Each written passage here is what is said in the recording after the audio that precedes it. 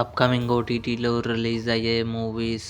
'ఆఖరి సవాల్' ఆగస్టు 14న Lionsgate Play ఓటీటీలో రిలీజ్ కానుంది. 'The great grand superhero' August 21న జీ5లో రిలీజ్ కానుంది.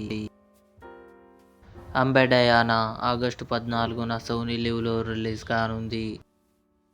'కాక్టెయిల్ 2' షాహిద్ కపూర్, రష్మిక మందన, కృతి సనన్ కలిసి నటించారు. ఆగస్టు 14న నెట్ఫ్లిక్స్లో రిలీజ్ కానుంది. 'హార్టిన్' కమింగ్ సూన్ అమెజాన్ ప్రైమ్ వీడియోలో రిలీజ్ కానుంది.